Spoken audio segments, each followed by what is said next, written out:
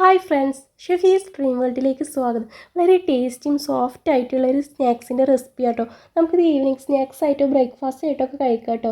നമുക്കിതിലേക്ക് ഒരുപാട് സാധനങ്ങളൊന്നും വേണ്ട, എന്നാലും നല്ല പഞ്ഞി പോലെ സോഫ്റ്റ് ആയിട്ടുള്ളൊരു സ്നാക്സ് തന്നെയാണ്. അപ്പോൾ എല്ലാവരും ഒന്ന് ട്രൈ ചെയ്ത് നോക്കൂ കേട്ടോ. വീഡിയോ ഇഷ്ടപ്പെടുകയാണെങ്കിൽ ഒന്ന് ലൈക്കും ഷെയറും കൂടെ സബ്സ്ക്രൈബും ചെയ്തേക്കണേ. നമുക്ക് വീഡിയോയിലേക്ക് പോയാലോ. ഇതിലേക്ക് ഒരു 1/4 കപ്പ് തേങ്ങ എടുത്തിട്ടുണ്ട് കേട്ടോ. ഇനി ഇതിലേക്ക് ഒരു 2 പഴമാണ് എടുത്തിട്ടുള്ളത്. നേന്ത്രപ്പഴം 2 എടുത്തിട്ടുണ്ട്. ഇനി നമുക്കിതൊന്ന് റൗണ്ടിലൊന്ന് കട്ട് ചെയ്തെടുക്കാം.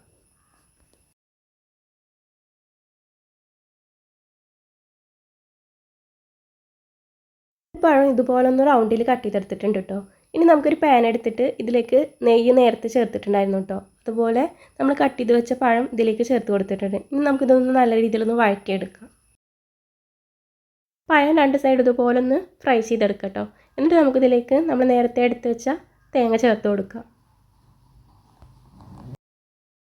വഴറ്റിയ പഴം നമുക്ക് ഈ പാത്രത്തിൽ നിന്ന് മാറ്റാം. നമുക്ക് ഈ പാത്രത്തിൽ തന്നെയാണ് നമ്മളിത് തയ്യാറാക്കുന്നത്. അപ്പോൾ നമുക്കിത് വേറൊരു പാത്രത്തിലോട്ട് മാറ്റാം.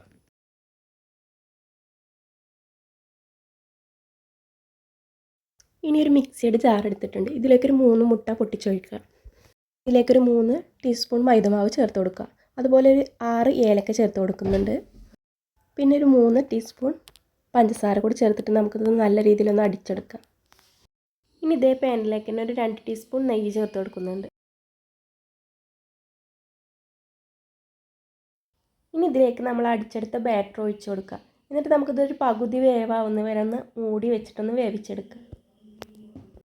ഇത് നമ്മൾ തീയിലിട്ടിട്ട് വേണം കേട്ടോ കുക്ക് ചെയ്തെടുക്കാൻ. കാരണം മുട്ട ആയതുകൊണ്ട് പെട്ടെന്ന് കരിഞ്ഞു പോകുക. അപ്പോൾ തീയിലിട്ടിട്ടൊന്ന് പകുതി വേവിച്ചെടുക്കാം. എന്നിട്ട് നമുക്കിതിലേക്ക് കട്ട് ചെയ്ത് വെച്ച പഴം മുകളിലായിട്ട് വെച്ച് കൊടുക്കാം.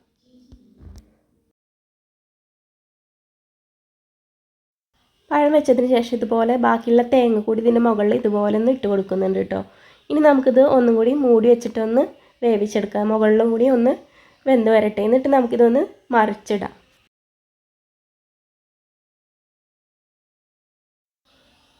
ഇതിവിടെ അടിഭാഗം നല്ല രീതിയിൽ വെന്ത് കിട്ടിയിട്ടുണ്ട് കേട്ടോ. ഇനി നമുക്ക് ഇപ്പുറ ഭാഗം കൂടി ഒന്ന് വേവിച്ചെടുക്കാം. ഇതുപോലെ ഒന്ന് ഇളക്കിയിട്ട് നമുക്കിതൊന്ന് മറിച്ചിട്ട് കൊടുക്കാം. ഞാനിവിടെ എൻ്റെ പാത്രം അത്യാവശ്യം വെയിറ്റ് ഉള്ളത് കൊണ്ട് ഇതുപോലെ 2 ചട്ടകം വെച്ചിട്ടൊന്ന് ഇളക്കിയിട്ട് എടുത്തിട്ടൊന്ന് മറിച്ചിടുന്നുണ്ട്. അപ്പോൾ നിങ്ങൾക്ക് വെയിറ്റ് ഇല്ലാത്ത പാത്രമൊക്കെ ആണെങ്കിൽ മുകളിലെ ഒരു പാത്രം വെച്ചിട്ട് അതിലേക്ക് കമഴ്ത്തിയിട്ട് പിന്നെ ഇതിലേക്ക് ഇട്ട് കൊടുത്തിട്ട് വേവിച്ചെടുത്താലും മതി കേട്ടോ. നിങ്ങളെ എളുപ്പത്തിനനുസരിച്ച് നിങ്ങൾ ചെയ്യുക. ഇനി നമുക്കിതൊന്ന് ഇപ്പുറം കൂടി ഒന്ന് മറിച്ചിട്ടൊന്ന് കുക്ക് ചെയ്തെടുക്കാം. ഇവിടെ ഒന്ന് മറിച്ചിട്ടിട്ടുണ്ട് കേട്ടോ. ഇതുപോലെ ചെറിയൊരു കറുപ്പ് കളർ വന്നിട്ടുണ്ട് കേട്ടോ. അതുകൊണ്ടാണ് നമ്മൾ ചെറിയ തീയിലിട്ടിട്ട് വേണം വേവിച്ചെടുക്കാനെന്ന് പറയുന്നത്. മുട്ട ആയതുകൊണ്ട് പെട്ടെന്ന് കരിഞ്ഞു പോകുന്ന ഉള്ളിൽ വെന്തം കിട്ടില്ല, അതുകൊണ്ടാണ്. അപ്പോൾ എല്ലാവരും ഒന്ന് തീ കുറച്ചിട്ടിട്ട് ചെറു തീയിലിട്ടിട്ടൊന്ന് വേവിച്ചെടുക്കുക കേട്ടോ. ഇനി നമുക്ക് ഈ സൈഡും കൂടി വെന്തിട്ട് നമുക്കിതൊരു പാത്രത്തിലേക്ക് മാറ്റാം. ഇനി ഇതിൻ്റെ മുകളിലായിട്ട് 2 ടീസ്പൂൺ നെയ്യൊന്ന് ഇതുപോലെ ഒന്ന് ഒഴിച്ചു കൊടുക്കുന്നുണ്ട്. എന്നിട്ടൊന്ന് ബ്രഷ് ചെയ്തെടുക്കുന്നുണ്ട്. നമുക്കൊരു ടേസ്റ്റിനും അതുപോലെ ഒന്ന് സോഫ്റ്റായിട്ട് കിട്ടാനായിട്ടോ, അടിഭാഗം ഒന്ന് സോഫ്റ്റായിട്ട് കിട്ടാൻ വേണ്ടിയിട്ടാണ്. അങ്ങനെ നമ്മൾ ടേസ്റ്റി ആയിട്ടുള്ള സ്നാക്സ് ഇവിടെ റെഡി ആയിട്ടുണ്ട് കേട്ടോ. നമ്മുടെ കായ്പോള പോലെ തന്നെയാണെങ്കിലും അത്ര തന്നെ സാധനങ്ങളൊന്നും ഇതിലേക്ക് വേണ്ട കേട്ടോ. നമ്മുടെ വീട്ടിലുള്ള കുറഞ്ഞ സാധനങ്ങൾ വെച്ചിട്ട് തയ്യാറാക്കിയ മറ്റൊരു കിടിലൻ സ്നാക്സാണ്. അപ്പോൾ എല്ലാവരും ഒന്ന് ട്രൈ ചെയ്ത് നോക്കൂ കേട്ടോ.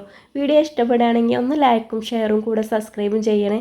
മറ്റൊരു നല്ല വീഡിയോ ആയിട്ട് വീണ്ടും വരുന്നവരെ ബായ്.